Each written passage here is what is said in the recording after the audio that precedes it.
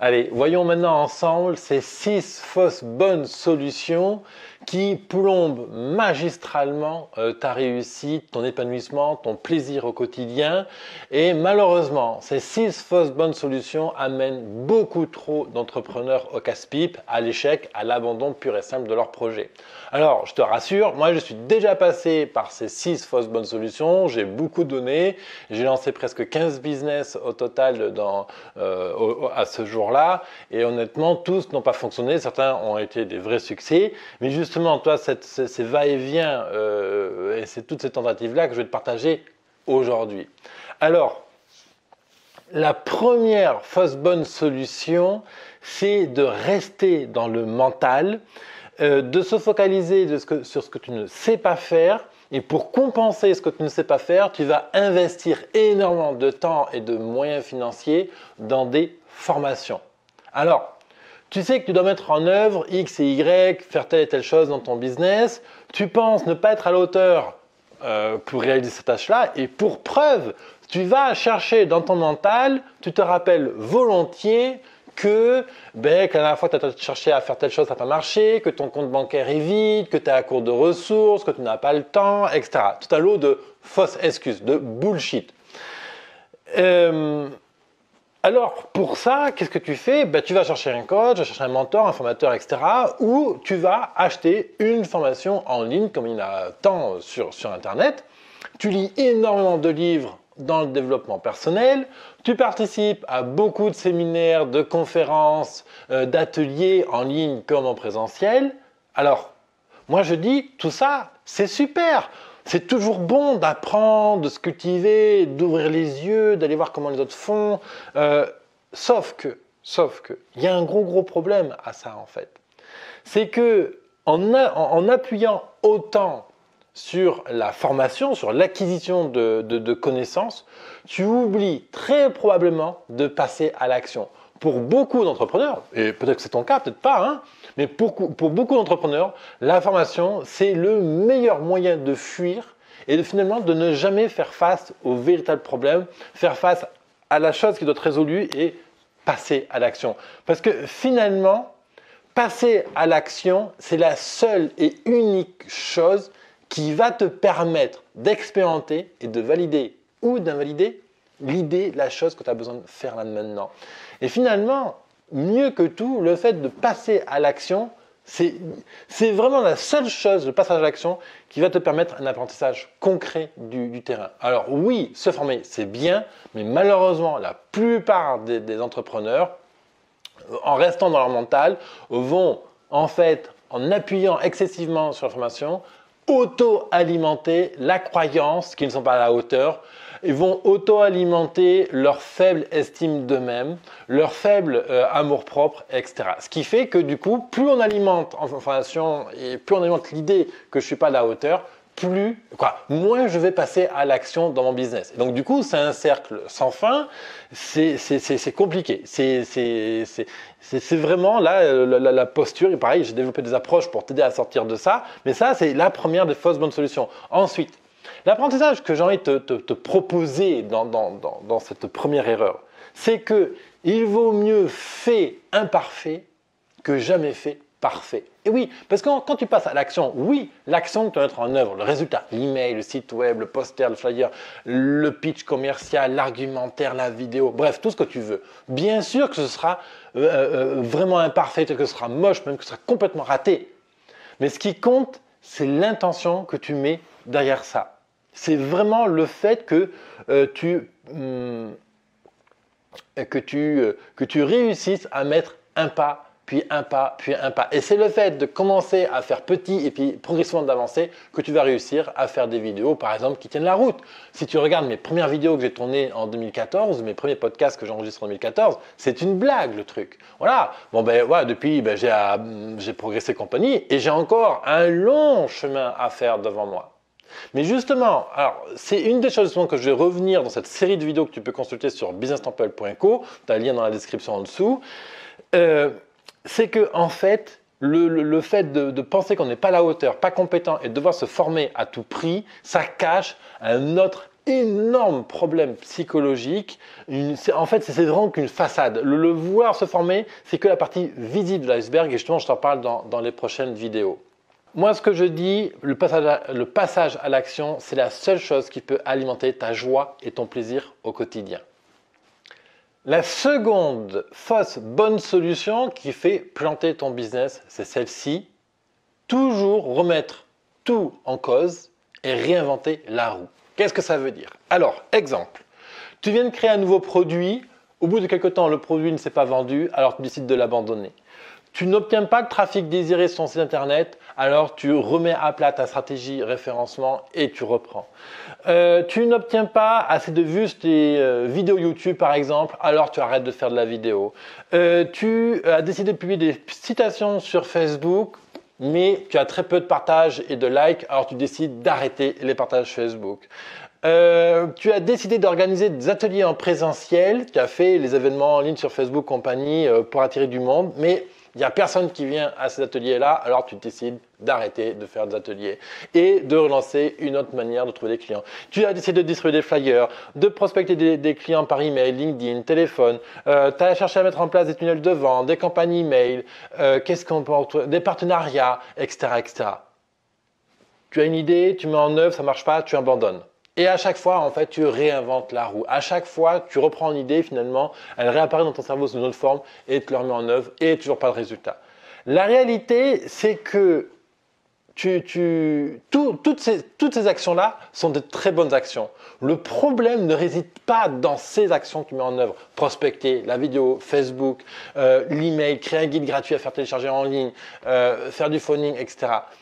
Au contraire, c'est juste génial de tester autant d'idées parce que c'est vraiment l'expérimentation et donc le passage à l'action et d'aller sur le terrain qui va te permettre un jour de découvrir le petit truc, le déclic qui va te permettre en fait de changer l'intégralité de ton business et d'avoir des véritables résultats, une véritable fluidité dans les ventes, dans l'acquisition de nouveaux clients, dans les flux financiers, etc., etc. Le problème en fait, c'est l'énergie que tu engages dans chacune de ces actions au point d'y laisser ta peau. Parce qu'en fait, tu mets tellement d'énergie à faire toutes ces tâches, tu mets tellement d'énergie à dire ok, il faut que j'abandonne ce truc-là, je me suis trompé encore une fois, putain, il faut encore que je recommence. Oh là là, j'en ai marre ce business, putain, j'ai fait des emails, là ça marche pas encore, et hop, alors tu recommences tout. Donc, énormément d'énergie pour mettre en place une nouvelle idée, énormément d'énergie pour faire le deuil et puis pour évacuer ce surstress, surménage, compagnie. Bref, en gros, ce système-là, qu'est-ce qu'il fait?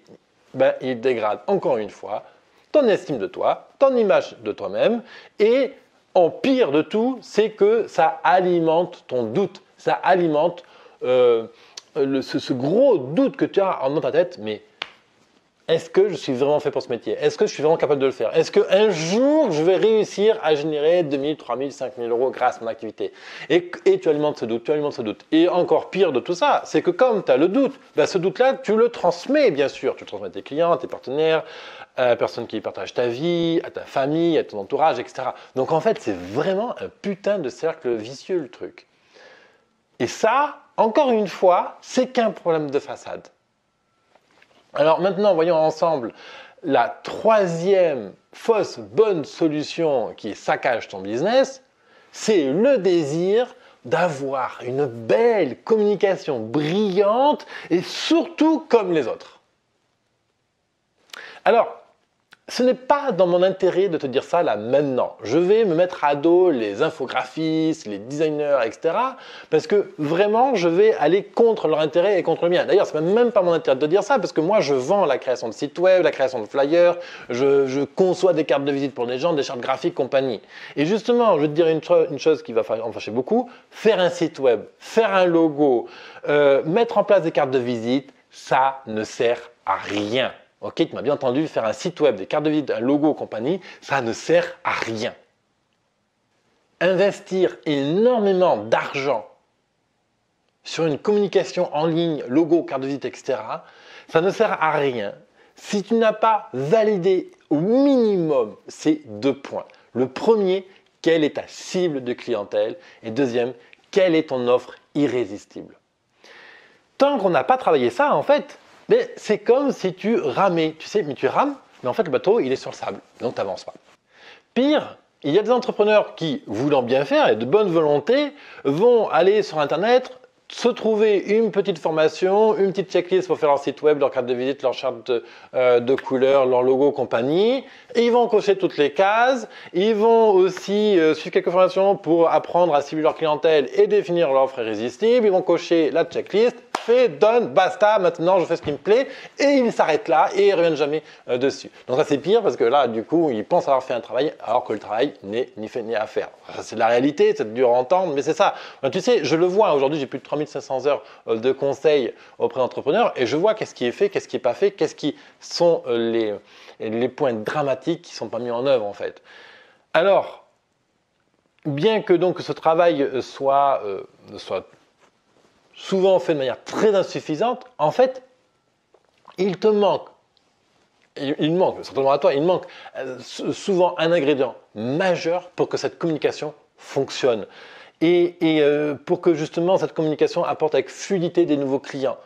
En fait, quand on exerce un métier qui tourne autour de l'humain, de l'artistique, du conseil, c'est quoi le premier ingrédient? C'est quoi ce putain de truc qui va faire que ouais, je veux bosser avec elle. Oui, je veux bosser avec lui. C'est ce putain d'ingrédient magique qui fait que le client potentiel dit « c'est avec toi que j'ai envie de bosser ». Eh bien, cet ingrédient magique, c'est la connexion.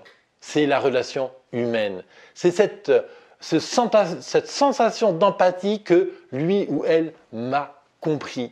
Et justement, le but premier de n'importe quelle communication, c'est de créer ce premier lien de confiance qui, à partir de ce lien de confiance, on va pouvoir engager une conversation par email, téléphone, en direct, dans une boutique, dans un café, peu importe, pour enclencher la vente.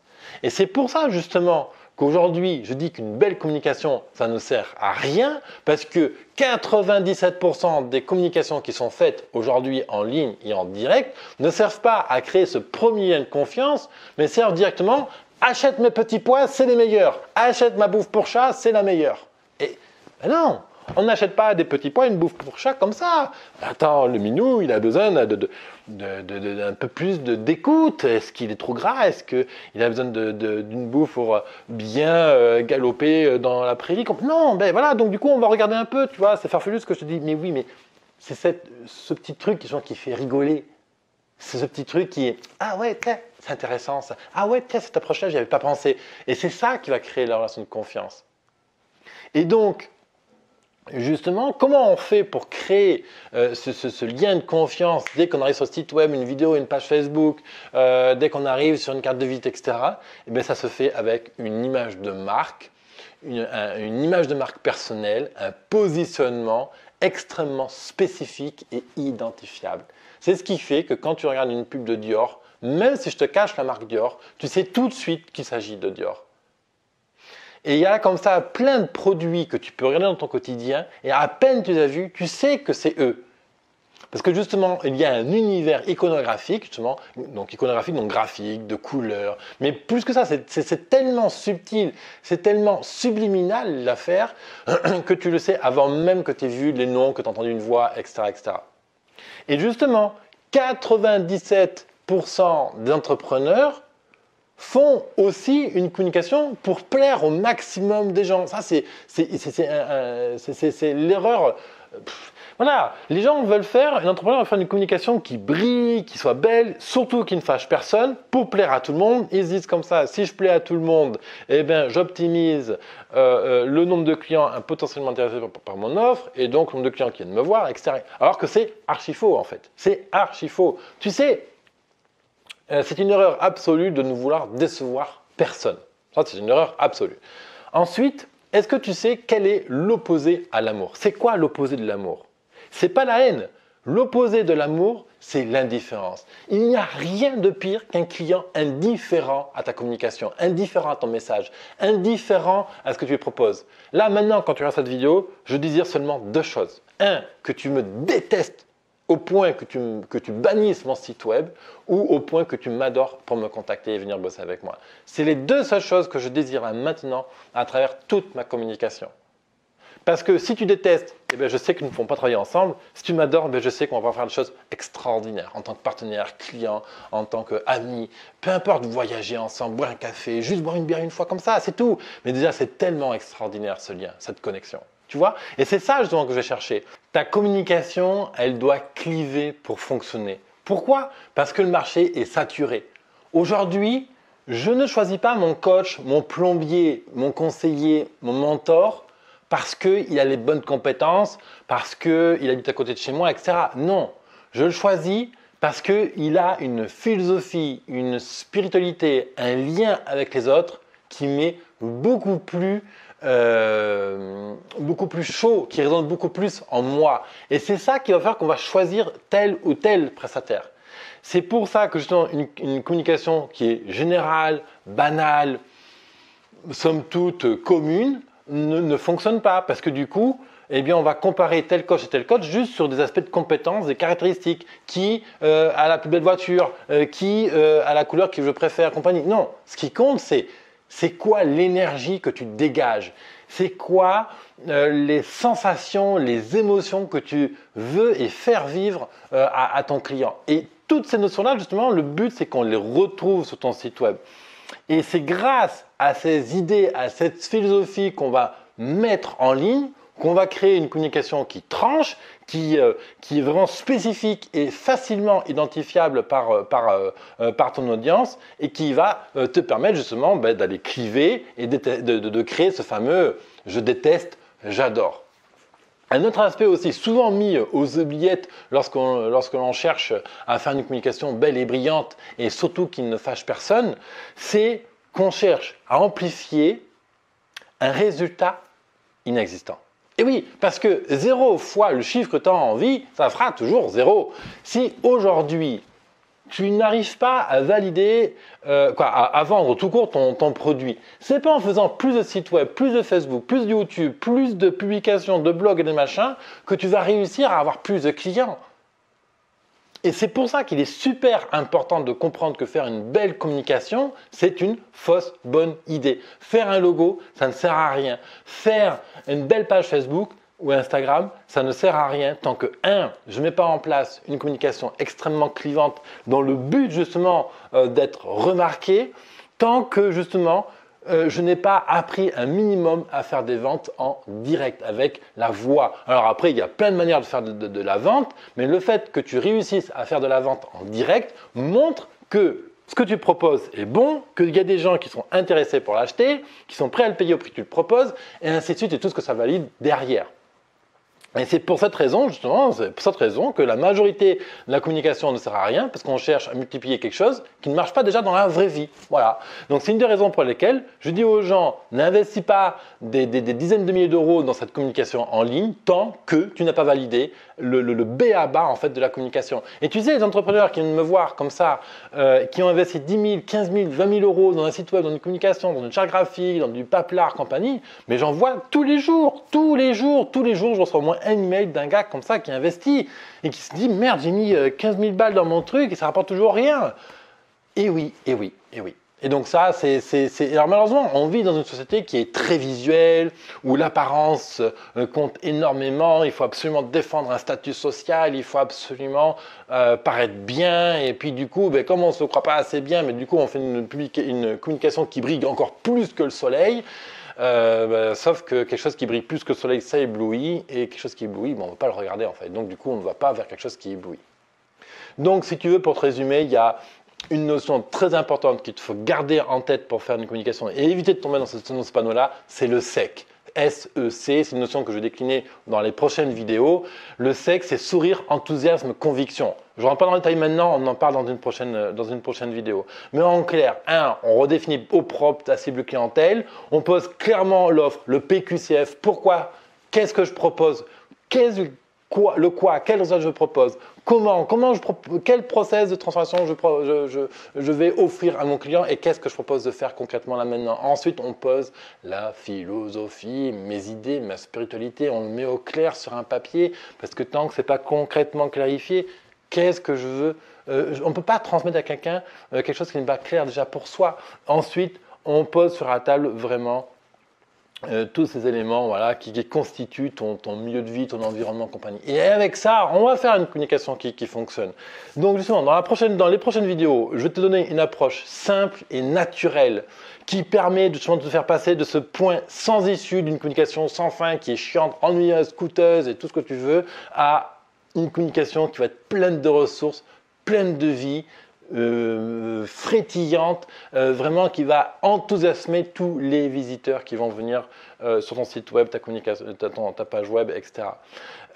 Avec cette méthode que je vais te proposer dans les prochaines vidéos, tu vas répondre avec plaisir à tes admirateurs, tu parleras avec plaisir de ton travail, tu partageras tes engagements, tes invités auront le sourire jusqu'aux oreilles, ils emporteront un souvenir inoubliable du moment passé avec toi. Cette approche justement, ça s'appelle l'artistic personal branding. Artistic personal branding, c'est une méthode, une approche que j'ai mis en œuvre et que je partage à tous mes entrepreneurs qui viennent autour de Bien Stample. Pour finir sur cette erreur classique que font les entrepreneurs, rappelle-toi que le seul but d'une communication, c'est de créer un lien de confiance avec ton auditeur. Allez, quatrième fausse bonne solution qui plombe tes résultats. Croire que tu dois être bon en vente pour vendre. Énormément d'entrepreneurs croient dur comme fer qu'il faut être bon en vente pour savoir vendre. En fait, aussi curieux que ça puisse paraître, c'est faux. Parce qu'encore une fois, la vente, c'est tout sauf vendre.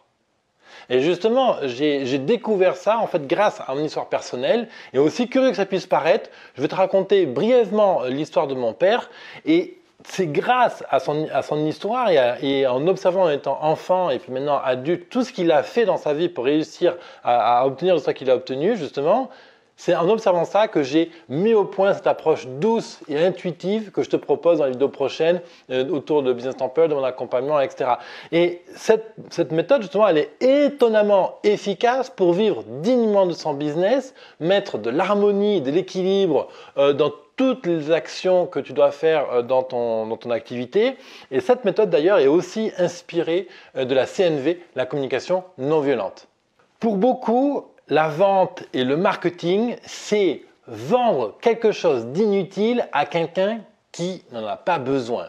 De l'arnaque, quoi. Pour d'autres, il faut avoir des gros diplômes, ou encore avoir une grande gueule, ou encore avoir le bon réseau, les bonnes relations pour faire les ventes. Bien sûr, tout ça, c'est faux.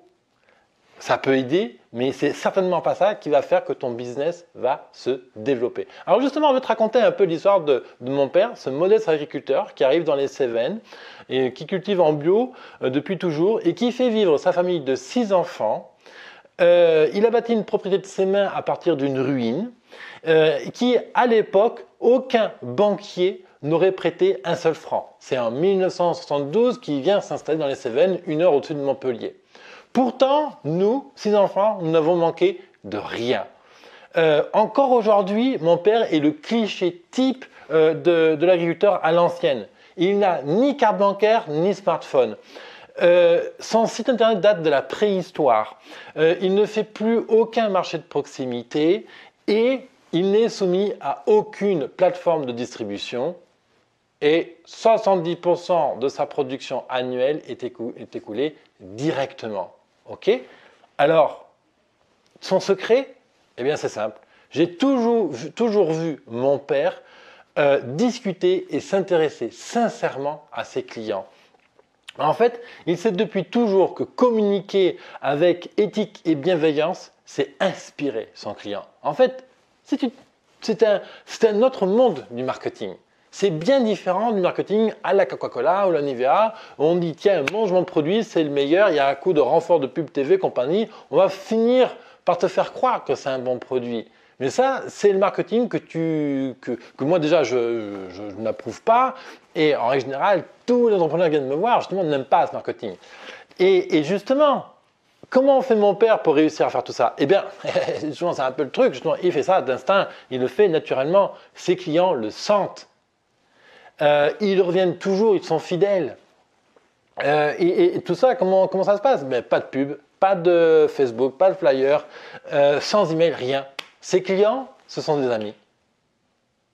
Et justement, l'erreur de croire qu'il faut savoir vendre pour vendre, c'est justement, elle est là justement. C'est que plus on cherche à vendre, allez putain, achète le produit, bordel, je t'ai dit que c'était le meilleur. Mais forcément, plus en fait on cherche à s'agripper au truc, plus plus on lâche en fait, plus il nous échappe.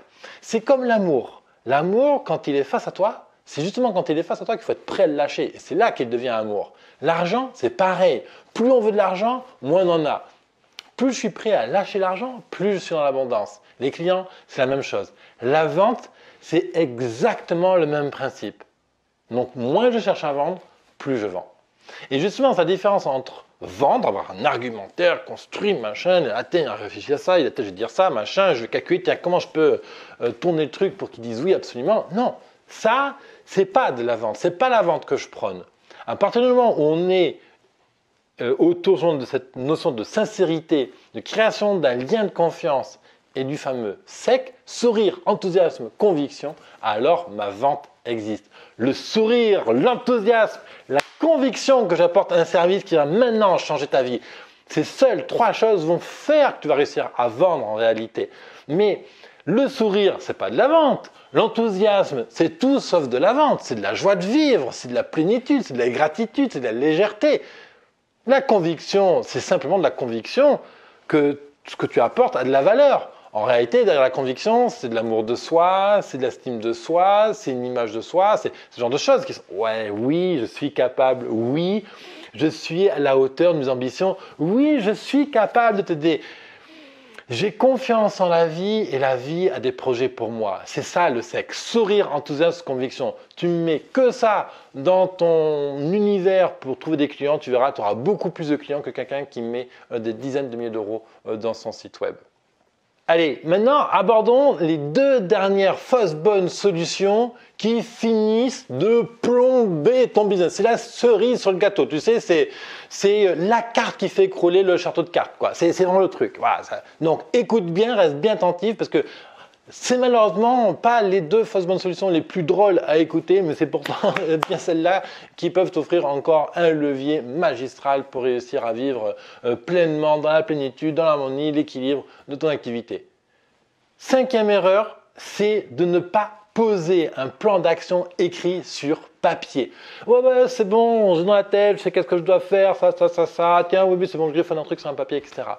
Pas de plan d'action posé sur papier, ça veut dire pas de projection. Pas de projection, ça veut dire pas d'ambition. Pas d'ambition, ça veut dire pas de vie. Pas de vie, c'est la mort. Donc, nombreux justement sont entrepreneurs à avoir un projet extraordinaire et éthique, mais sincèrement extraordinaire et éthique, quoi. Vraiment un truc qui envoie de la patate, quoi. Mais catastrophe, justement, aucun plan d'action n'est clairement posé sur papier. Et je vais te raconter ça en te proposant une métaphore. C'est comme si tu montais dans un taxi et que tu ne donnes aucune destination au taxi. À ton avis, qu'est-ce qui se passe? Eh bien, le taxi, il reste sur place, il ne bouge pas, tu n'as pas donné de destination. Un business sans plan d'action, eh c'est un taxi à qui tu ne donnes pas de destination. Ok? Quand tu cuisines, tu suis une recette de cuisine. Quand tu pars en vacances, tu installes au minimum Google Maps sur le téléphone, Waze, ou alors tu t'achètes une bonne vieille carte, un bon vieux plan papier. On est d'accord? Quand tu décides d'acheter une maison, un appartement pour ta famille, bah, tu fais un minimum de planification de finances. On est d'accord? Alors pourquoi ne le fais-tu pas pour ton business?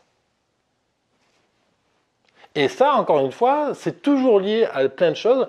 Ah ouais, mais non, mais c'est bon, j'ai dans la tête, compagnie. On pense maîtriser. En fait, les pensées qui sont dans la tête, c'est ce que j'appelle moi des pensées flottantes. Et quelque chose qui est flottant, ça n'existe pas. C'est pour ça que je trouverai d'ailleurs sur Bienstample tout un lot d'éléments qui projettent l'ambition de 2022 que je porte, ce qui est en place, ce que j'ai raté, ce que je mets en œuvre, ce qui va bouger dans les années à venir, ce que je vais faire, etc., etc. Alors, justement, ne te fie pas au fait que tu aies les choses dans ta tête. Tu prends un papier et un crayon et tu poses concrètement, tu gribouilles tes idées, des plans, puis tu choisis une solution qui te semble la bonne. Et donc, justement, c'est quand tu prépares tes vacances, ben, tu fais des différentes propositions, des idées. Ah, tiens, si je fais ça, je fais ça, je fais ça. Et c'est la même chose pour le business. On ne demande pas d'avoir un beau plan qui brille, bien dressé, compagnie. On ne demande pas de poser un plan d'action qui ressemble à une PME ou à une multinationale. Non, non, non, non, un truc tout simple. Un plan d'action, ça peut simplement être un bout de papier divisé en 12 colonnes, en 12 parties, chaque partie, c'est un mois de ton année. Déjà, ne serait-ce que si tu me fais ça, déjà, tu sauves la face du monde. Bien Simple as a dream, c'est que justement, c'est d'aider chaque entrepreneur à poser son plan d'action, parce que chaque fois que ton plan d'action en béton est posé, je suis certain que derrière, il y a une vision de long terme qui est clarifiée, qui est spécifique, qui est définie, qui est matérialisable et qui, parce que tu as posé ta vision, ton ambition, alors chaque matin quand tu vas te lever, tu sais exactement où est-ce que tu vas, tu sais exactement ce que tu dois faire. Et justement, la vision, c'est comme quand tu conduis. Tu vois un peu derrière toi, tu vois un peu devant, mais tu ne vois pas la destination. Eh bien, c'est ça, à ça que ça sert justement de poser son projet, son plan d'action et concrètement ce que tu dois faire aujourd'hui, dans les 3 mois à venir, dans l'année à venir. Parce que si tu ne poses pas ça, eh bien, tu ne donnes pas de destination à ton chauffeur et tu es dans le brouillard complet. Voilà. C'est exactement là l'idée justement que je développe à travers une approche spécifique qui s'appelle l'approche FIC, Focus, Intensité, Clarté. Et justement cette approche, l'approche du FIC, permet justement de te focaliser sur ce qui compte vraiment aujourd'hui parce qu'il y a un autre problème parallèle justement à ne pas te poser ce putain de plan d'action. C'est parce que ton plan d'action il est flottant dans la tête que ça vadrouille. Du coup, on multiplie, on exacerbe la difficulté à se focaliser sur un sujet précis. Parce que rien n'est clairement défini, et bien on ne mesure rien non plus. Donc on ne sait jamais vraiment si on a vraiment progressé ou si au contraire on fait un pas en arrière.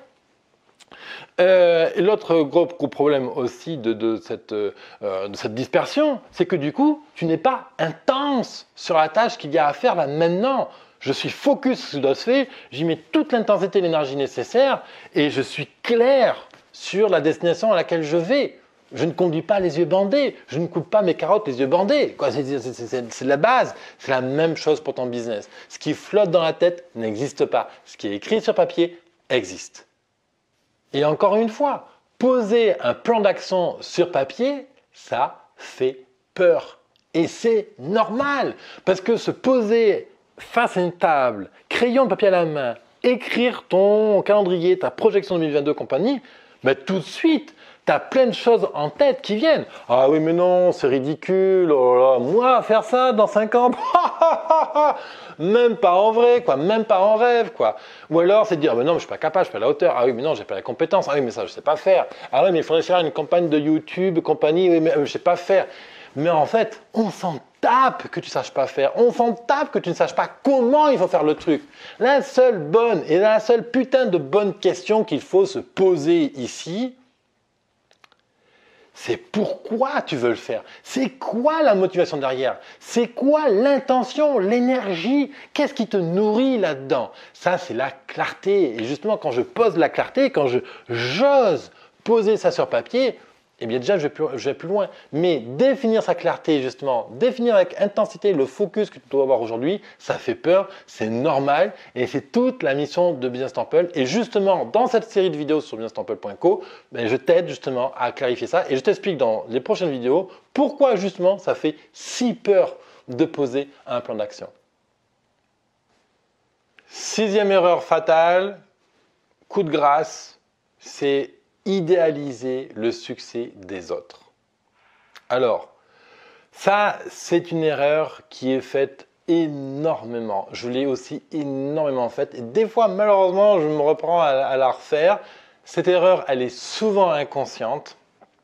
Elle est justement de systématiquement idéaliser comment les autres sont meilleurs que soi, réussissent mieux, ont une meilleure page de vente, ont un meilleur marketing, une meilleure vidéo, etc. Et que nous, à côté, on est vraiment nul et renul, quoi. Mais allô, quoi. Et donc, du coup, comme on idéalise les autres, eh bien, qu'est-ce qu'on fait? On cherche systématiquement à les copier. On copie leurs actions, on copie leur langage, on copie leurs outils, on veut faire la même chose qu'eux, on met en place les mêmes stratégies web, on met en place les mêmes stratégies d'acquisition client, etc., etc. Et le truc, c'est que se comparer aux autres, les prendre comme modèle, est un procédé toxique qui t'empêche de te connecter à toi, en fait. Pourquoi? Parce que chaque fois que tu te connectes aux autres, que tu veux vraiment les copier, dire que ils sont meilleurs, etc., tu te dis deux choses. La première, c'est que, tu dis que toi, tu es nul et que l'autre, il est bon. Donc déjà, ça, là, tu lamines, mais alors à coup de hache, vraiment, ton estime de soi, ton amour, ton image de soi-même, l'image de soi-même, etc., etc. Bon, la deuxième grande tristesse de ce phénomène, qui est humain, c'est la psychologie humaine, donc voilà, c'est ok, c'est que justement ça t'empêche de te connecter à ton vrai toi. Quelle est ton essence? Quelle est cette énergie, cette intuition que tu as en toi qui te permet justement toujours de trouver les bonnes solutions? Une autre conséquence de ce phénomène, d'idéaliser le succès des autres et de reproduire ce que font les autres, c'est que du coup tu reproduis des méthodes de vente, des méthodes de travail qui ne sont pas les tiennes. Et comme ce ne sont pas tes méthodes, eh bien tu te mets en résistance. Tu forces pour réussir à mettre en œuvre ces logiques de vente qui ne sont pas à toi.